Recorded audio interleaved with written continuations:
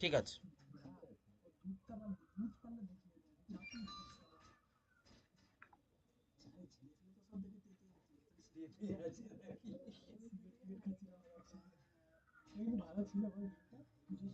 ও ইয়ে অষ্টমীর দিনকে।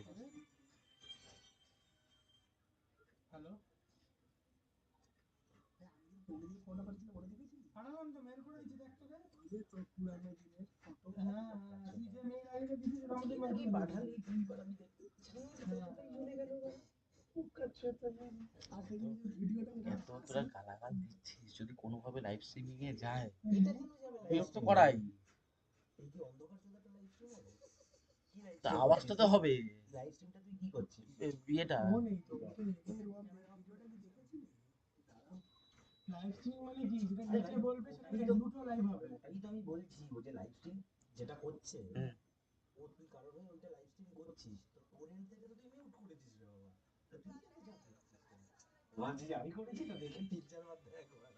না না, আমি আমার অ্যাকাউন্টে করি, সমরের অ্যাকাউন্টে করি।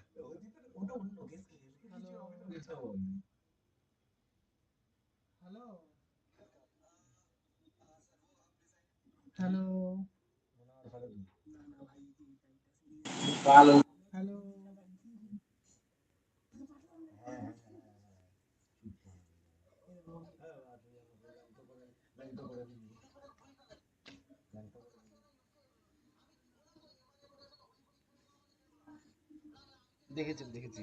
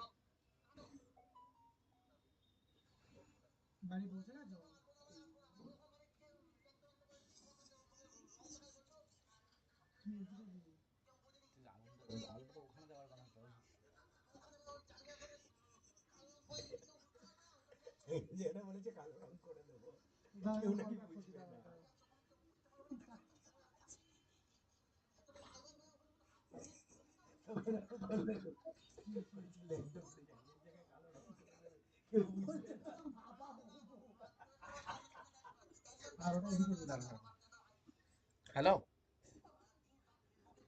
আচ্ছা। হ্যাঁ। আচ্ছা, এটা এটা ডাউনলোড করার কিছু নেই তো, শুধু লাইভ স্ট্রিমিং হবে তো?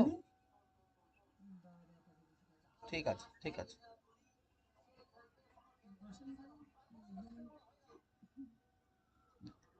এখান থেকে মিউট করা থাকলেও কি এক্সটার্নাল ভয়েস ক্যাচ করবে?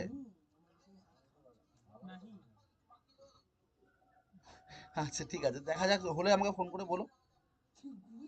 হ্যাঁ হ্যাঁ, ঠিক আছে ঠিক আছে ঠিক আছে, হ্যাঁ হ্যাঁ।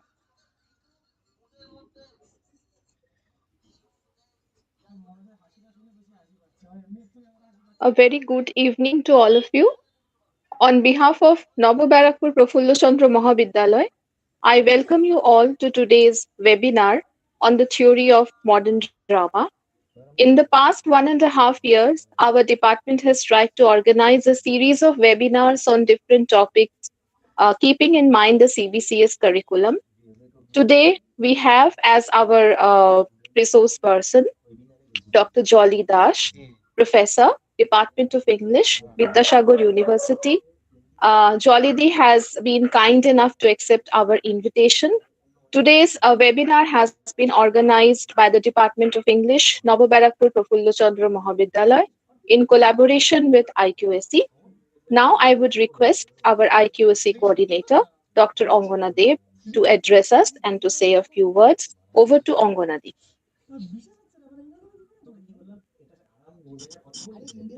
Thank you, Aparna. Am I audible, Aparna? Yes, Ongana, you are audible. Okay. Actually, I am on my way. Sorry for the inconvenience.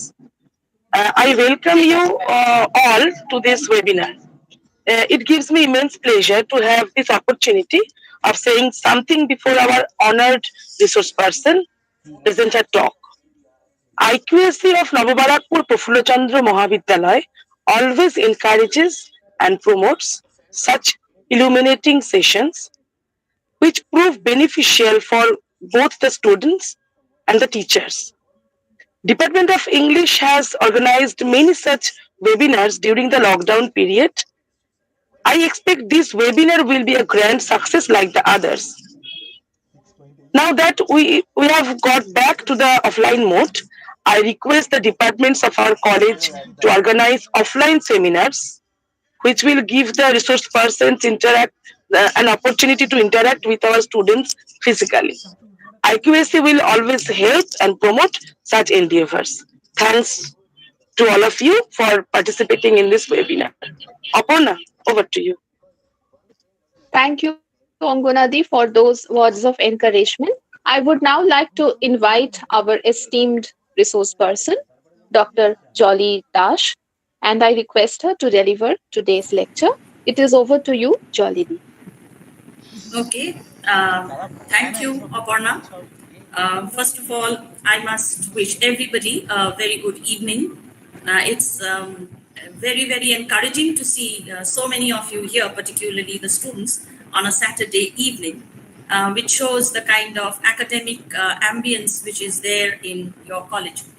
Of course, I must thank the principal of your college, Prafulla Chandra Mahavidyalaya, Dr. Sunil Kumar Vishwas, without whose permission and encouragement any event is simply not possible. And of course, to the joint organizers of this webinar, the Internal Quality Assurance Cell, headed by Dr. Angana Deb, and the Department of English, on behalf of which Professor Aparna Mondal has already welcomed me. And of course, the one who is here and has been coordinating between me and your college, Shomik, Mr. Shomik Chen. I wish every one of you my warm greetings and heartfelt thanks. Before I begin, I must mention one thing which I simply cannot resist. I am in Vidyasagar University for a very brief period compared to my career as a teacher in a college. So I've been in Raja Parimohan College for over 21 years. And when we had our first visit by the peer team on behalf of the National Assessment and Accreditation Council, your college had followed suit.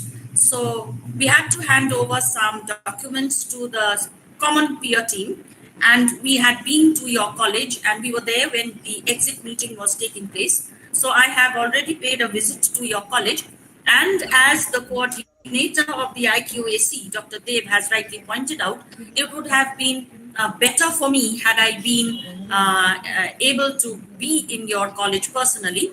And I live in Uttarpara itself. So my college is in Uttarpara. I belong to Uttarpara. So it would not be a big problem for me to just cross the river and turn up at your college. So I think that could wait, and let us begin right now. For which, in order to make it convenient for my dear students, I have prepared PPT, which would facilitate your paying attention to what I'm going to say. Otherwise, it's going to be very boring. So the title of today's webinar, as has been communicated to me, is Theory of Modern Drama. Now, to be very frank, theory of modern drama is something vast, and we could go into hours and hours of discussions, which is simply not possible. So we'll have to try to confine ourselves to as short a period as possible. On that note, then, first of all, I'll be setting the parameters for what I shall be discussing today. So the parameters will be like this. First, there will be a very brief introduction, which will begin with, in fact, looking back. That is, to begin at the beginning, as far as European drama is concerned. So we'll have to go back to ancient Greek drama and very quickly trace the history of drama and how theory goes hand in hand with drama before we turn up at modern drama. and look at the theory of modern drama, focusing on the plays which are there in your syllabus, and then to see how we move on from there, and finally to see what we learn from here and how we become more competent as students and scholars. So by way of introduction, then we'll have to go back to that one gentleman who wrote a book called The Theory of Drama, Allardyce Nicol. And in that book, The Theory of Drama, page 9, he has written, the drama is at once the most peculiar, the most elusive, and the most enthralling of all types of literature. It is peculiar because it is both text which we read as students of literature and a performance piece which is used by those who are in the Department of Performance Studies.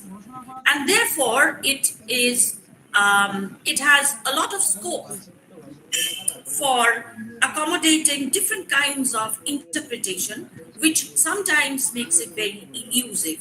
And therefore, it is the most enthralling of the different genres of literature which we have to meet as we try to get to grips with English language literature and culture studies. Therefore, focusing on European drama, as I told you, for our convenience, we'll have to look very quickly at what has gone before. Now, these are things which we already know. I'm just bringing them to your mind so that we can proceed. As far as the available, that is extant Greek drama is concerned, we know that among those who wrote tragedies are Aeschylus, Sophocles, and Euripides. And in comedy, Old Comedy was written by Aristophanes and New Comedy was written by Menander. And the first text of dramatic theory, which is Aristotle's Poetics, there we find references to these kinds of drama, and he propounds his theory of drama or performance, which is very solidly based on the available texts which he could lay his hands on when he was writing his Poetics. From there, then, we can skip to Roman drama, and we find that in Roman drama, the role of the chorus got absolutely diminished or abolished.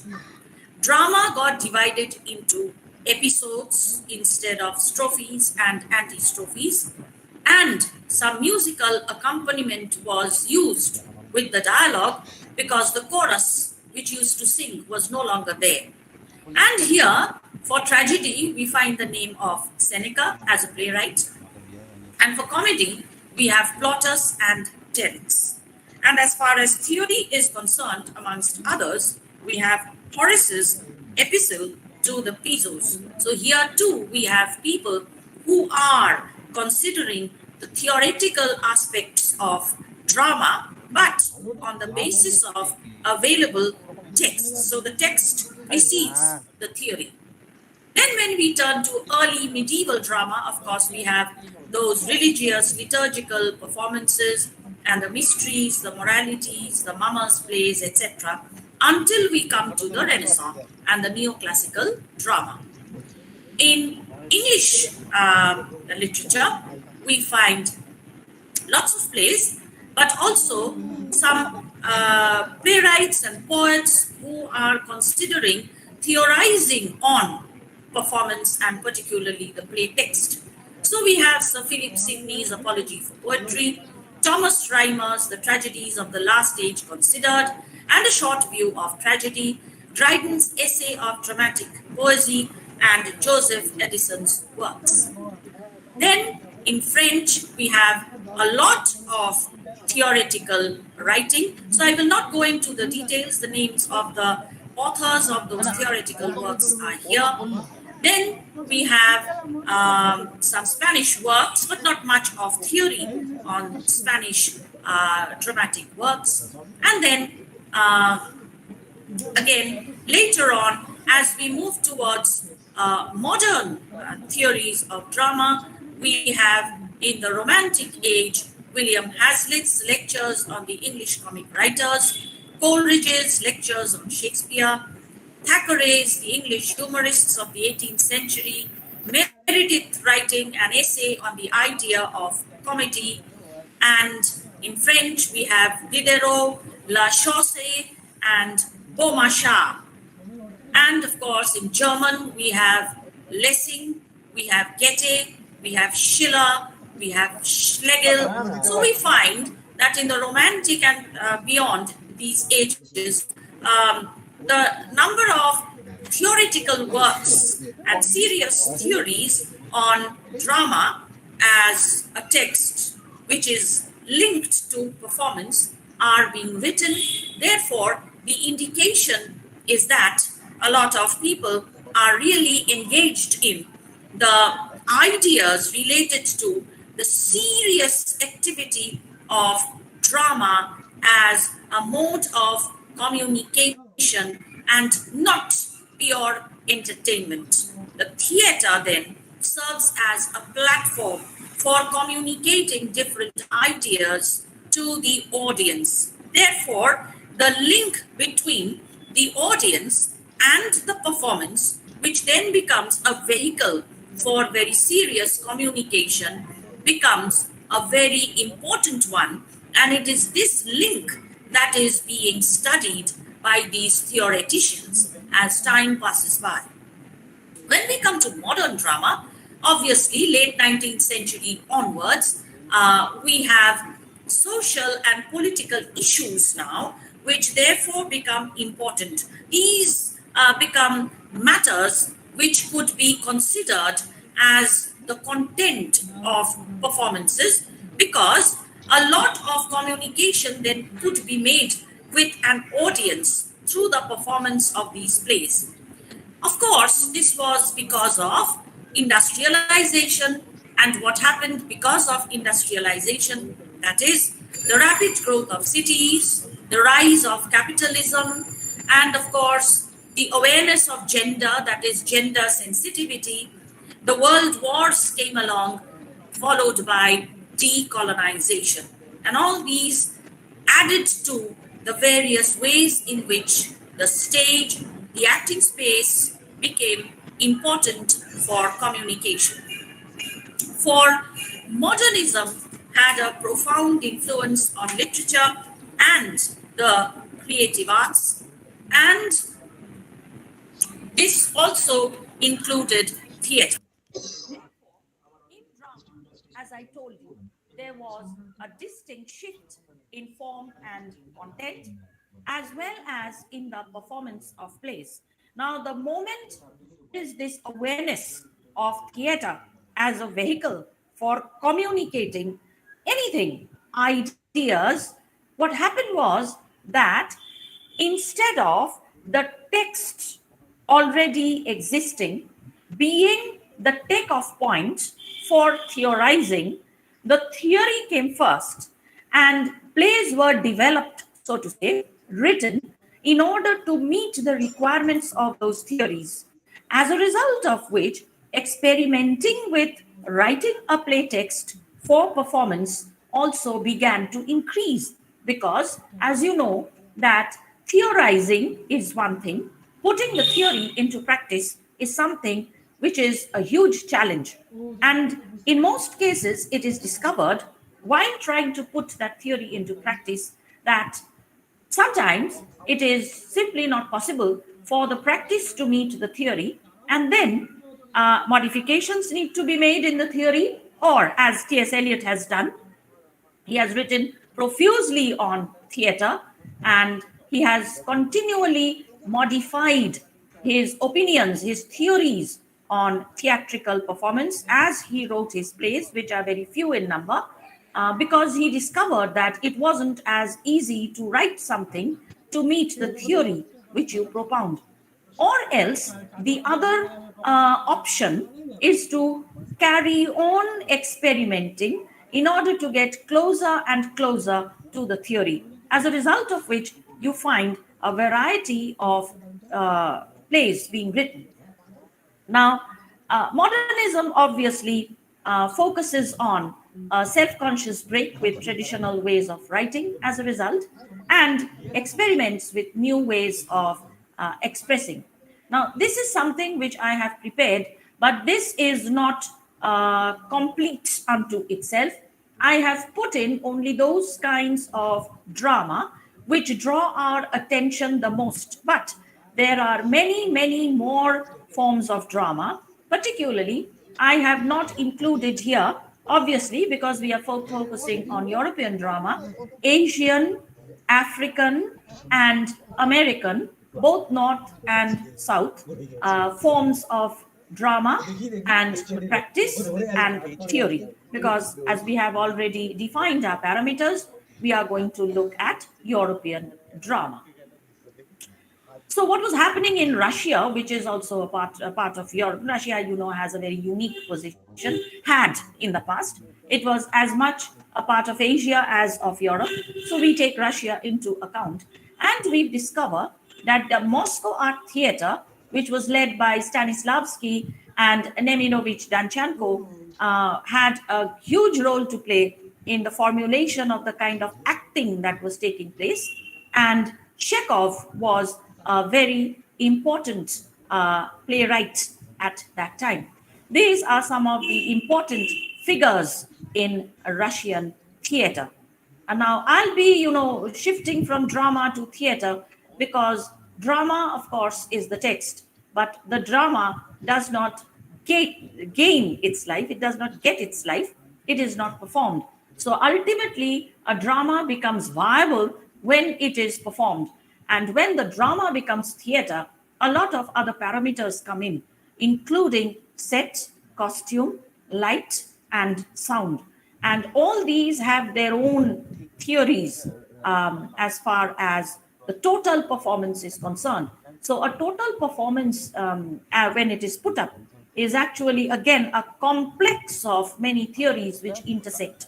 Ultimately, the communication made by the performance is what matters. As long as it is able to open a dialogue with the audience, that is what matters. So here is Chekhov for you. In Germany, of course, the Duke of Saxe-Meiningen, George II, he established the Meiningen ensemble. And this is very important because he was a huge patron of theater, and as a result of which this ensemble initiated a new movement towards total production. And the moment total production came in, the actor became one of the many persons, including the backstage production assistants, who were engaged in following the instructions, following the design that was laid out by the director. So the director became the more important person in a theatrical production, as a result of which the actor had to recede further towards the margin, if not exactly at the margin, to make way for the central positioning of the director. So this is what happened, and it began with Germany. In France, naturalism was a theatrical movement which was very, very powerful, and we have Émile Zola, who was its foremost proponent, and André Antony had theatre libre, that is free theatre, like free verse, and Zola appreciated his work. So a lot of experiment, a lot of theatrical activity was going on in their hands. And in Italy, you have Pirandello, who wrote around 40 plays, and sometimes it is believed that his tragic farces were the forerunners of the theater of the absurd. So this is a picture of Pirandello. In England, you have a lot of activity. One very important thing to which we will refer afterwards is the music hall form of performances, which were music hall comedies. And music hall comedies, the best examples for you would be when the music hall performances on spaces, particularly in pubs and coffee houses and such places which were in-house meeting positions for people, there would be a corner where these performances would be put up. So they were usually comic, and they were centered on relevant contemporary issues. And these music hall performances were very popular among the common folk, and they were therefore adapted for the cinema. And the best examples of music hall comedy in cinema would be the Lucy show, the Laurel Hardy shows, and most importantly, Charlie Chaplin's shows. So they are the direct descendant of the music hall performances. So you will understand how significant they were as far as theatrical communication was concerned. So Gilbert and Sullivan, they created this space for music hall performances. And of course, you have Henry Arthur Jones, Arthur Wing Pinero, followed by Bernard Shaw, John Galsworthy, and we are now entering the 20th century, J.M. Synge, and of course, T.S. Eliot. So the stage was set in England, at least. In Sweden, you had Strindberg, who was drawing directly on his personal experiences and was exploring on a wide range of dramatic methods, which included naturalistic plays, monodrama, and history plays. Monodrama means mono acting, one person acting. Like you have Shauli Mitro's Nathboti Onathbot and Katha Amrita Shaman, things like that. He experimented also with painting, became very important in painting, and music were very important in the modern age. So music did play a role in theatrical performances, as I told you, and painting began to impact, as in other forms of literature, also theatrical performances, where the playwright used to conceive the play that he was writing along these schools of painting, the theories of painting, that is expressionism and surrealism, which began to enter this theatrical space. So this is Strindberg for you. And of course, those who have a significant contribution towards modern drama would be then Strindberg, Pirandello, Stanislavski, Nemirovich Danchenko, Eugene O'Neill, and of course, Grotowski. This is a picture of Stanislavski. This is Danchenko. This is Eugene O'Neill for you. And this is Grotowski, who was more focused on acting, training, and theatrical production. He went to the United States for a very brief stint of time, but he came back to Italy and began to live near Pisa and worked from there. So this is Grotowski for you. Now we will focus on the playwrights in your syllabus. You have A Doll's House by Ibsen. He was Norwegian. He was both a playwright and a theater director, which is very good because he could work hands-on with the plays that he was, which he was writing. And of course, he was one of the founders of modernism in theater, and he is usually called the father of realism. So that's him. Then we have, chronologically, according to date of birth, Bertolt Brecht. He was German. He was also a theater practitioner, a playwright, and a poet. And you have the good person of Szechuan in your syllabus. So that's him. Next, you have Samuel Beckett. He was Irish, but as you all know, he spent much of his time in France, in Paris, and he knew French. And the first significant play for us is the one in our syllabus, which is Waiting for Godot, which he wrote in French. Then, that's him. You have finally Eugene Ionesco, who was Romanian French, and he was engaged with the French avant-garde theater, and you have the rhinoceros in your syllabus. Now for the theory of modern drama. Now this is something very interesting because the moment we hear the term theory, we close all our doors and windows and prefer to stay indoors because Theory is like the amphan, it is going to rage over our brains and rack them up. So it's better to shut the doors and windows and stay indoors and read a play rather than consider the theories of drama. And Deleuze gives us a beautiful, cool breeze like the one which is blowing right now when he says a theory is exactly like a box of tools. It has got nothing to do with the signifier. So you read a play, and then if you know some theory, try to see whether that theory actually operates in that play or not, and that's it, and nothing more.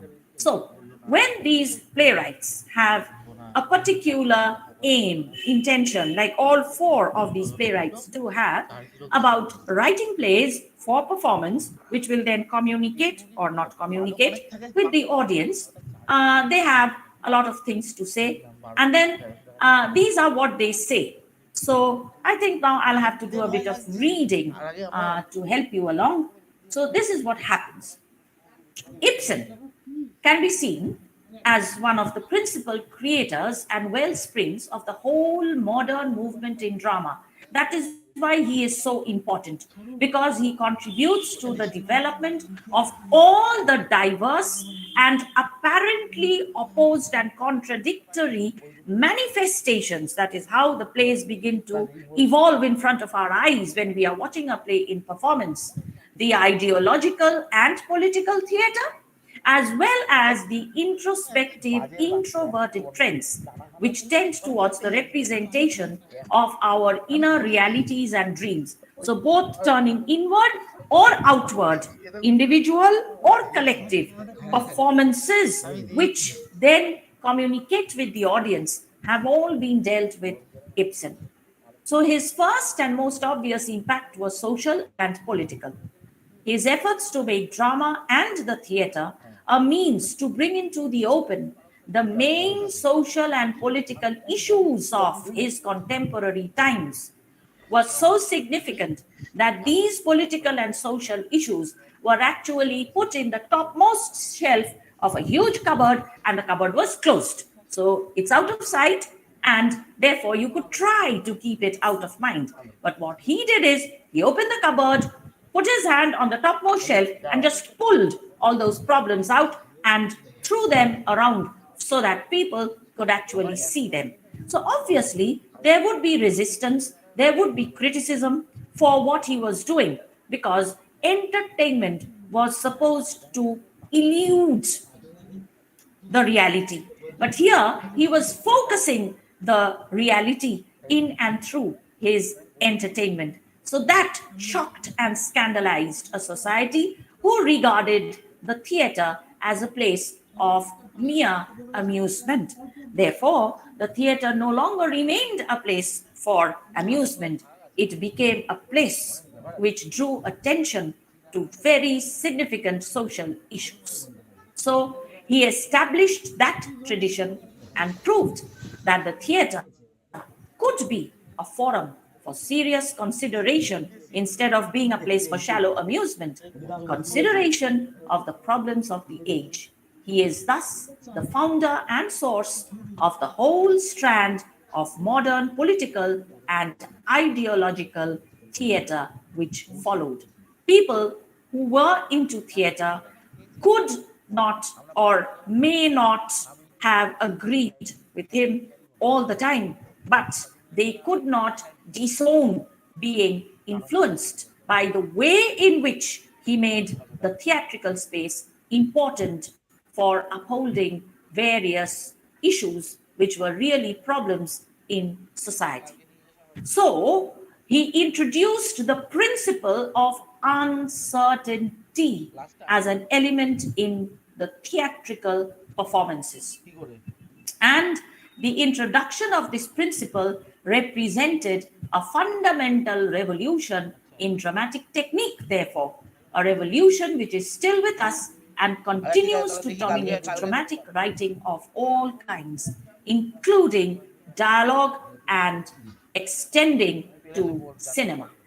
So, dialogue becomes important as far as Ibsen is concerned. And we will see how the role of dialogue as the playwright sees it begins to shift gradually then. So Ibsen makes the method of writing dialogue important. It opens up the problem of human communication, of motivation, and the nature of the personality itself, that is the self. Here too, he stands as the wellspring of modern literature.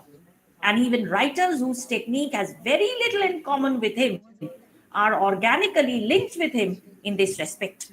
And James Joyce, who was a very dedicated Ibsenite, like Bernard Shaw, links him with another great writer, Samuel Beckett, in spite of the fact that Beckett's anti illusionist and non realist techniques are diametrically opposed to those of Ibsen's plays. Both Beckett and Ibsen are therefore ultimately deeply concerned with what? The subject matter of fundamental modernity. What is that? The problem of being, that is, existing, the nature of the self, with the question of what an individual means when he uses the pronoun. How can the self be defined? Can one even speak of a consistent entity corresponding to an individual's self? This is the question. This is the fundamental and underlying subject matter of Ibsen's theatrical oeuvre, which was masked for his contemporaries by its surface preoccupation with social and political questions. But at bottom, at the heart of everything, was the self, the identity of the self as an individual. Moreover, it is this problem which links Ibsen's earlier poetic drama with his later prose plays. It is here that his uncanny ability to reflect the main currents of thought of his time emerges. For the problem of human identity, the nature of the self seems to derive directly from the decline of religious belief, which was the mainspring of the intellectual upheavals and revolutions of the 19th century, to which Ibsen's entire oeuvre responded. So now it is the self in a modern situation that becomes the basic premise for experimenting and thinking in theater through the drama that was being written for it. So, if one looks at the underlying theme of Ibsen's oeuvre in this way, his preoccupation with the problem of women's rights, which so scandalized his contemporaries, also appears in a different perspective. This is very important that Ibsen himself repeatedly insisted that in writing A Doll's House, he had not basically been concerned with feminism, but merely with the problem of Nora's self realization as a human being who was not to be taken for granted by anybody whatsoever. Not just as a woman, but as a human being. It is much more and beyond just a gender identity. So that is something which he himself was very precise about. After him, then, we move to Bertolt Brecht and his epic theater. Much of what I'm going to say is straight out of Brecht speaking on theater.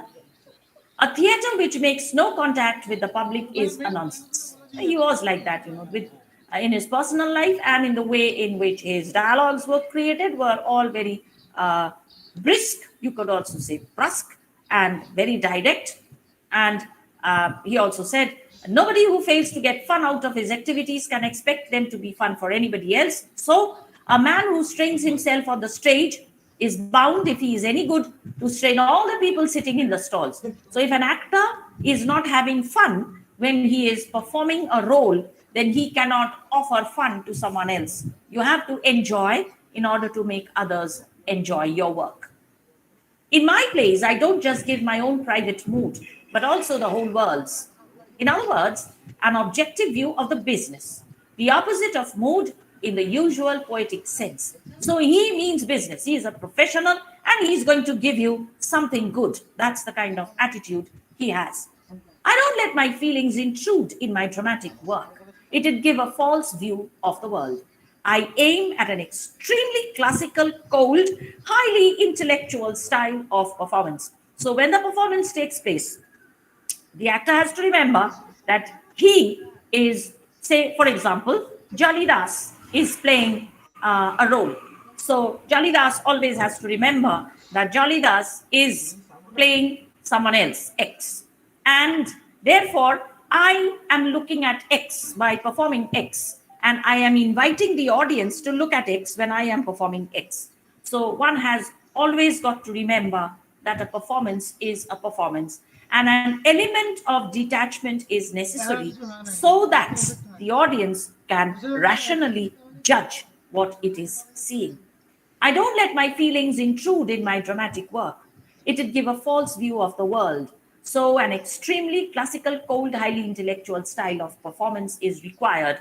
I'm not writing for the scum who wants to have the cockles of their hearts warmed. So, he is very, very dismissive of a band of persons who compose the audience and are not prepared to exercise their rational faculty when his plays are being performed. He is not fond of them.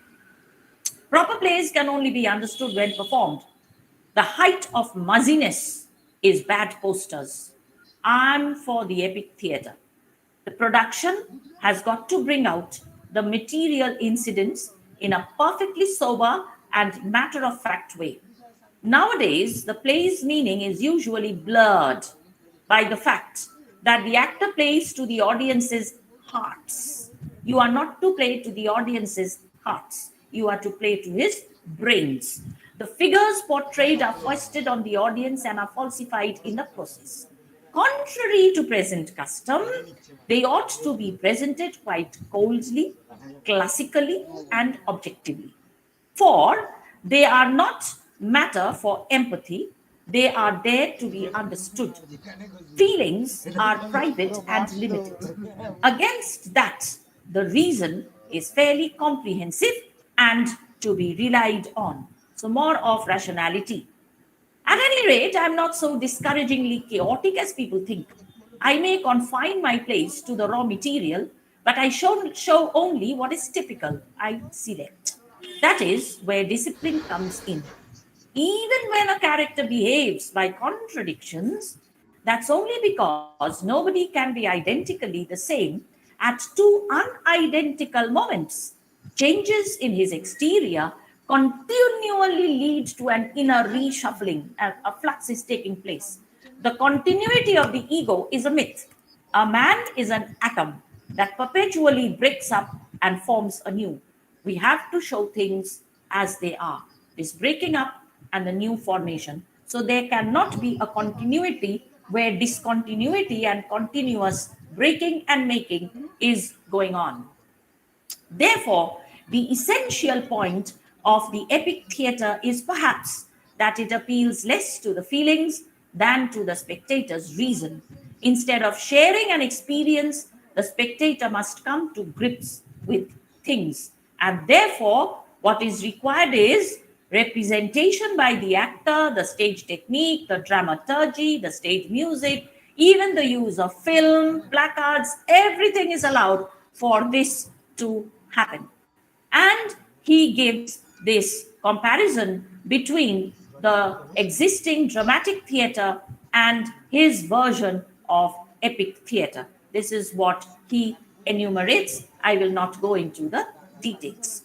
From here, then, we shift again to the theatre of the absurd. So Beckett takes us one step forward toward the theatre of the absurd because we are moving more and more towards an appeal to the functioning of the brain depending on what we see and what we hear. Camus, in the myth of Sisyphus, has said something which is very common knowledge to all of us. The divorce between man and his life, the actor and his setting, truly constitutes the feeling of absurdity. And it is on this note that Martin Esslin proceeds with his book, The Theatre of the Absurd. Beckett, in his very famous, very brief text called Proust, which is in his criticism of Marcel Proust, an early text, says a lot of things which are later as valid for him as he had made them valid for Proust. And this is what he says: the attempt to communicate where no communication is possible is merely a simian vulgarity or horribly comic, like the madness that holds a conversation with the furniture. The only possible spiritual development is in the sense of depth. The artistic tendency is not expansive but a contradiction. An art is the apotheosis of solitude.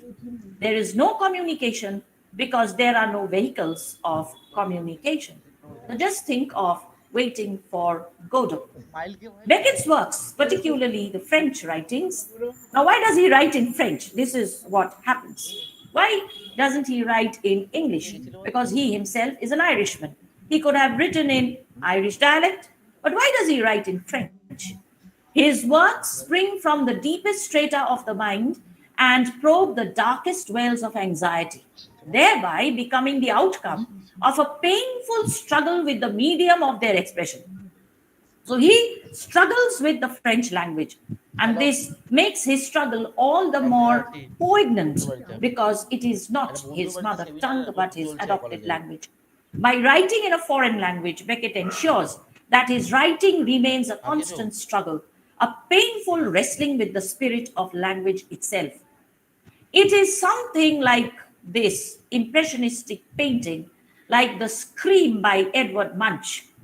The man is, see, the gesture is that of a scream, something which all of us will unanimously agree. But all those who are present on this platform here will have different interpretations of this scream.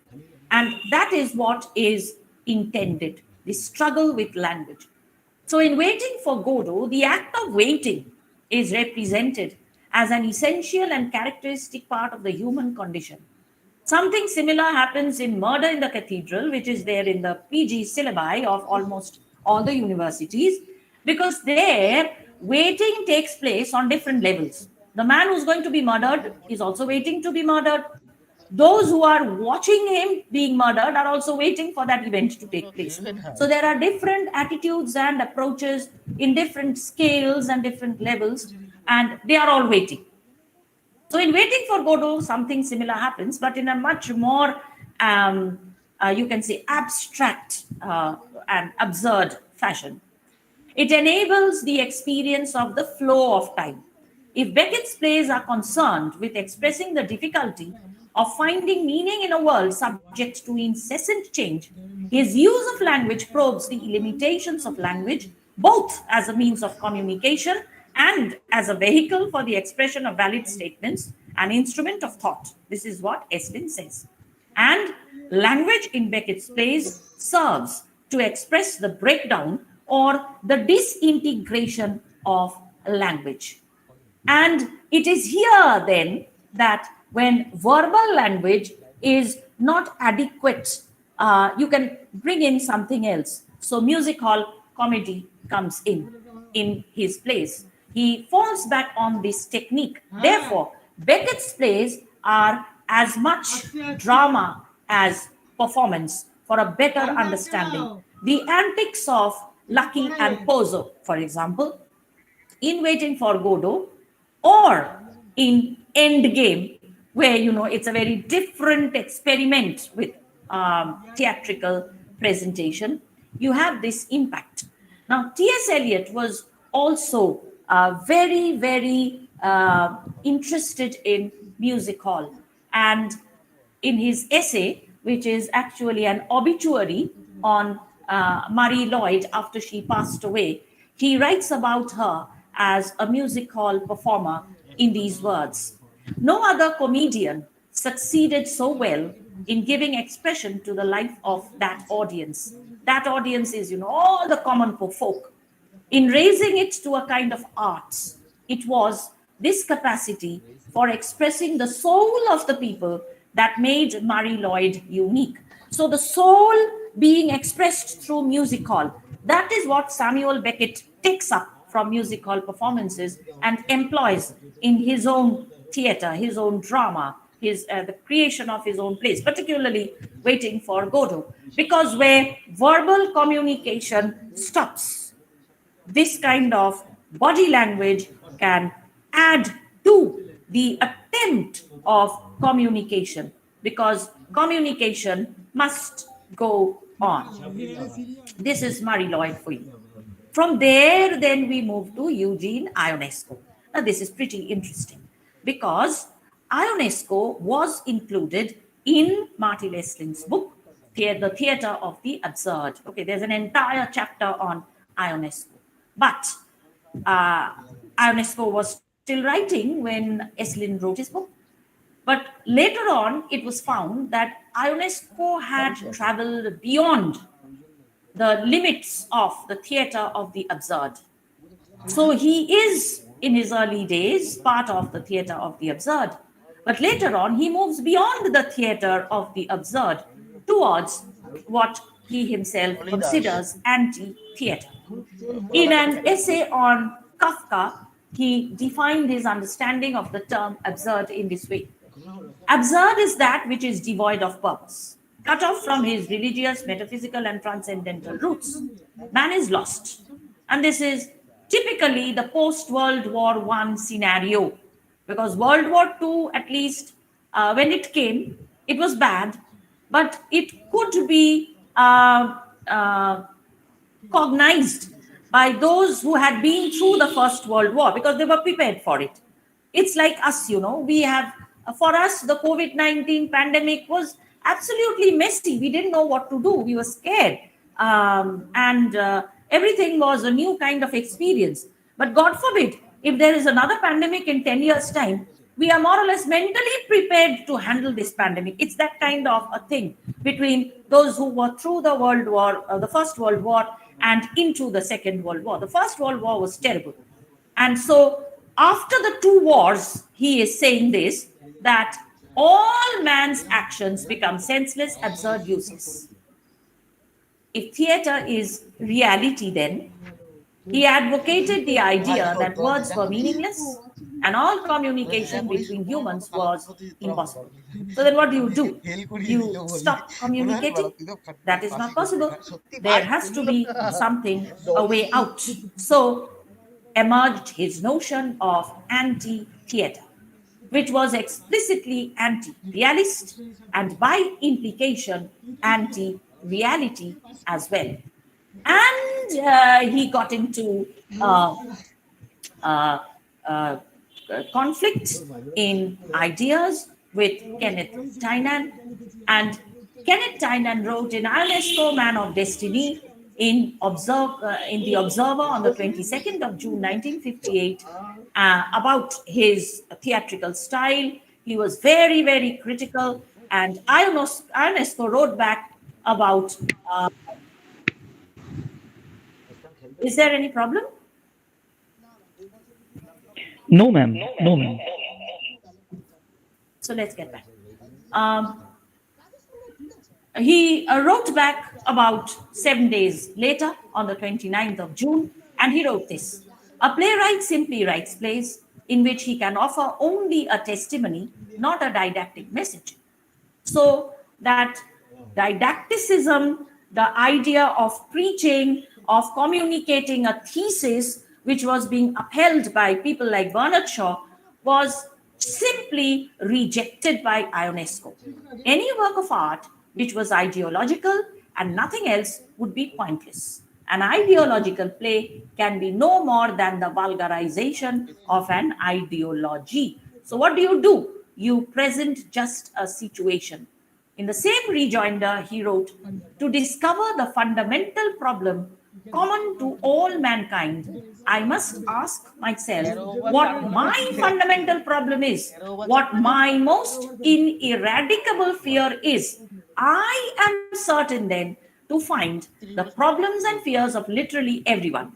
This is the true road into my own darkness, which is also our darkness, which I try to bring to the light of day. A work of art is the expression of an incommunicable reality that one tries to communicate and which sometimes can be communicated. So something which is incommunicable, you have to see whether it can be communicated through theater, and then you try to experiment with the mode of communication. That is its paradox and its truth. So incommunicable, trying to make it communicable is both paradoxical, but that is all that you can do. So the controversy carried on in The Observer with inputs from Tynan, to which were added those by Orson Welles and Lindsay Anderson and others, went on. In the second reply, which did not come out in The Observer, it came out in a French journal in the winter of 1959. He tackles the real issue behind the controversy, the problem of form and content. If something is incommunicable and you say that you have to try to communicate it if possible, then what are you going to keep within? That is the content. And what will be the outer coverage? That is the mode of communication, the form. That is something one has to theorize about or try to put into practice. The history of art, of literature in particular, is essentially the history of modes of communication. So Ionesco writes, since the beginning of our century, there has been a great upsurge of such creative exploration, which has transformed our understanding of the world, particularly in music and painting, in literature, and above all in theatre. This movement, which is there in literature, in painting and music, seems to have come to a stop. Since perhaps 1925, that is even before T.S. Eliot is writing his plays, everything has come to a stop. I should like to be able to hope to be considered one of the modest craftsmen who have taken it up again. I have, for example, tried, what has he done? To exteriorize the anxiety of my characters through objects, to make the stage setting speak, to translate the action into visual terms, to project visible images of fear, regret, remorse, alienation, to play with words. I have thus tried to extend the language of the theatre. Is this to be condemned? So theatre is not mere words.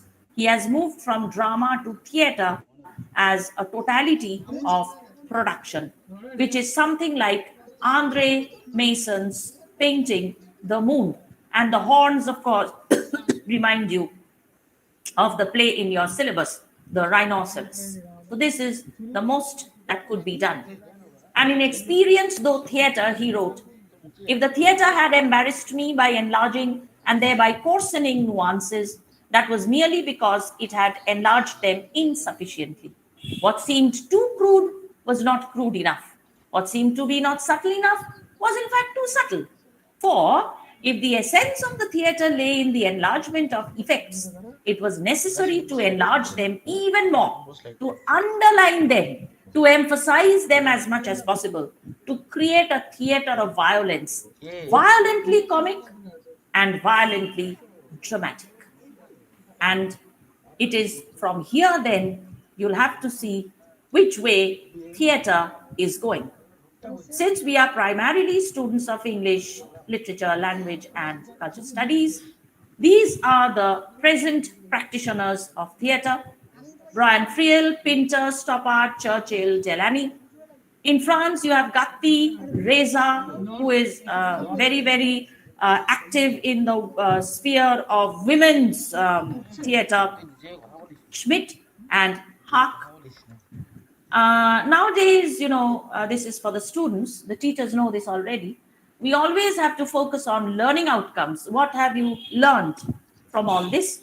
So we have learned that drama is a unique form of literature because it is as important as literature, that is a text, as it is for performance. And the text becomes the take-off point for a performance, and gradually other elements come in to make that text a living entity in the theatre. So without being performed, a text is meaningless. And for a performance to take place, a text is necessary. So it is a very unique form of literature. It is the basic component of an audio-visual form of art. And we have looked at drama in the European continent. We've had an overview and the theory of drama as far as the texts in our syllabi are concerned. We have looked at language as communication, or even later on as non-communication. And we have seen how the possibilities of different experiments of theatrical presentation have been opened up when the theory preceded the text. And from here, then, our competence has developed regarding a critical acumen for appreciating drama as theatre. So I must acknowledge my gratitude to various sources in the internet for some of the material I have taken from there, and all the images which I have used have been taken from various sources in the internet. And I thank you all for very patient hearing, and I shall stop sharing my screen and get back to you. So here I am. Thank you so much, Jolly D, for this really illuminating and captivating session. This is Shomik. Let me share this with all of you. When I first approached her, Jolly D asked me about the audience. I told her it will be primarily for students. I must say, today, she has actually taught us how to teach. We, the teachers, are really enriched by her talk. I'm really enthralled by her outstanding ability to condense such a vast area. She has excluded nothing, and she really knows how to be precise, how to be to the point, and a method that really helps the students to learn. Now, this session is open for questions. I will invite our students if they have any question, any clarification they need from ma'am. They should feel free and ask the questions. They can also write it in the chat box if they want.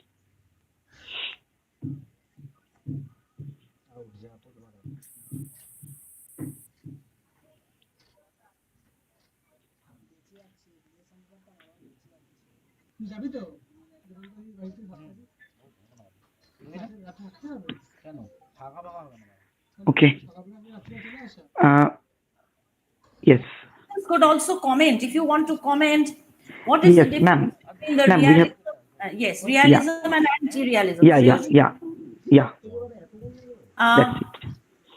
Realism is the kind of theatre which you have, say, in Bernard Shaw, in Galsworthy. So that is what you see for the real. And anti-realism actually questions the, excuse me, even realism is a facade. Anti-realism wants to remove that facade of realism and delve deeper inside to see the reality behind that realism. Something which is very pertinent in today's world, you know, like T.S. Eliot has written that about. Tomik, I think you'll have to mute. Yes, thank you. T.S. Eliot himself has written about preparing the faces to meet the faces that you meet in the morning. So you create a facade of reality, which is not the reality, which is hiding another reality behind it. So anti-realism is an attempt to go to the root of the matter, which is beyond the facade of reality that is being created. This is much against, in theatre, the naturalistic kind of plays, which create a kind of facade of reality, because most of them were set in the drawing room. And the drawing room is that venue, the site, SITE, in a person's living quarters, which is specifically meant to allow the outsiders to come to, but not to move any further towards the bedroom or other private quarters of the living spaces. So, this is something which has to be broken. And therefore, these plays take you to the inside of maybe the bedroom or the kitchen.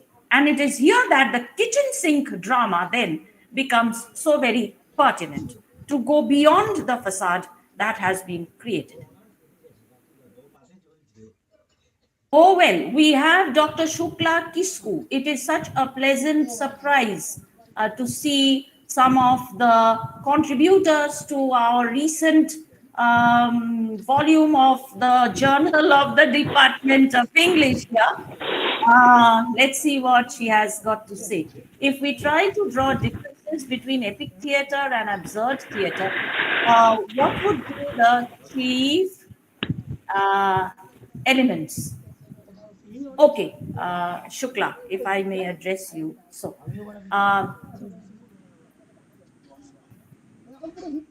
epic theatre is both absurd has got to do, something of absurd has got to do more with the text compared to epic theatre, and less with the performance. So the percentage would be, say 60-40. 60 of the text and 40 of the performance. Much of what is to be performed is indicated in the text, and the text, through the dialogue, through the use of language, is communicating the absurdity of existence. So it is more focused on existentialism, and you can say Camus' myth of Sisyphus to begin with, as a form of theatre. Epic theatre has got 40% of text and 60% of performance, where various modes of performance are used precisely to remind both the actor and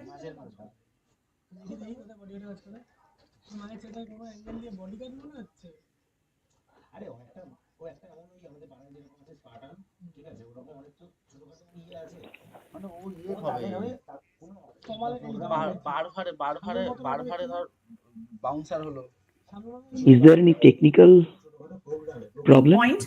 And Yes. Yes, no, now you're audible. I'm using my mobile data, so there was a phone call. Okay. So what is happening is, the epic theatre is, to give you a very concrete example, very close to our folk forms of theatre, where there is direct interaction with the audience. This is something which I forgot. Direct interaction with the audience, the use of the half curtain, the use of posters, placards, continually reminding the audience that you are watching a piece of performance, and you should remain detached from it. Theatre of the absurd, anti-realistic, yes, of course. Just let me see. Can we call theatre of absurd anti-realism? Realism and anti-realism. Theatre of the absurd is, see, again, this has got to do with theory. So the target is anti-realism in its totality.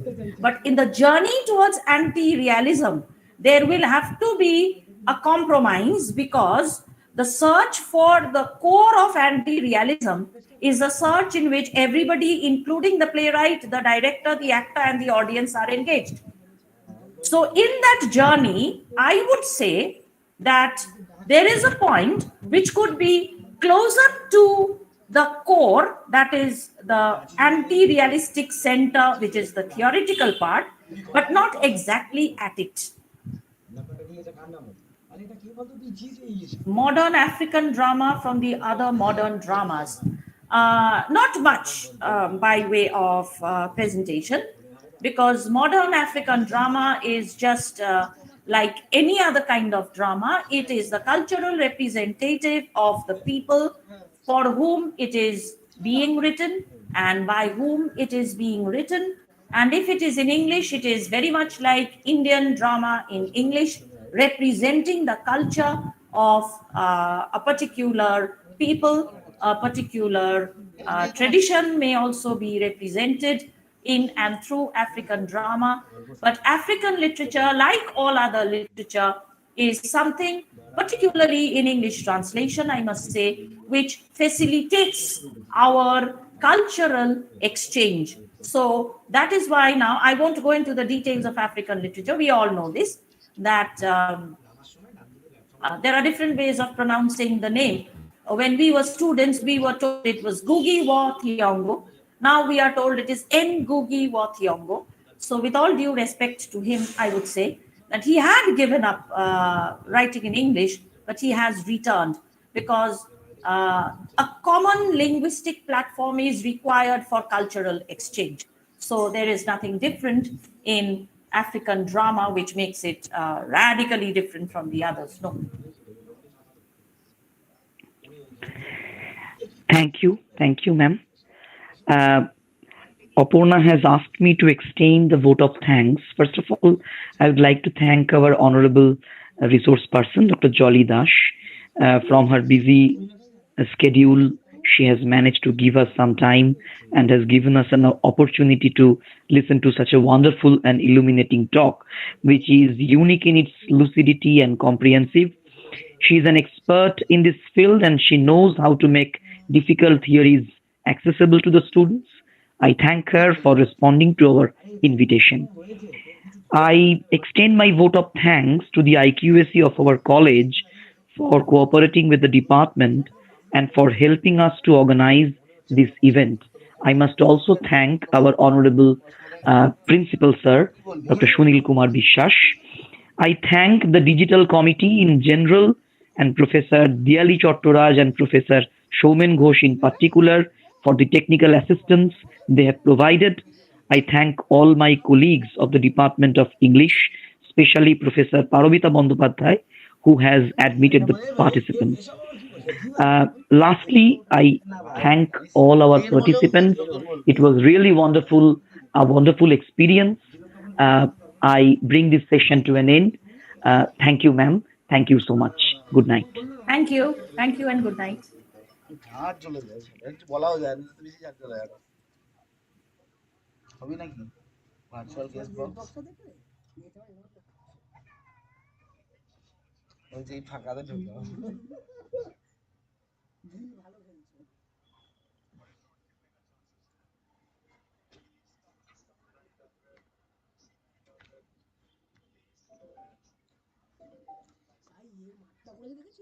Dubai পাটিলের মাঠটা Mumbai solid আমি এরকম মাঠ আমাদের এখানে কোথায় পুরো খোলা ভাই এই মাঠে যেমন কেচ কেচ করা রয়েছে ওটা খুব খোলা মাঠ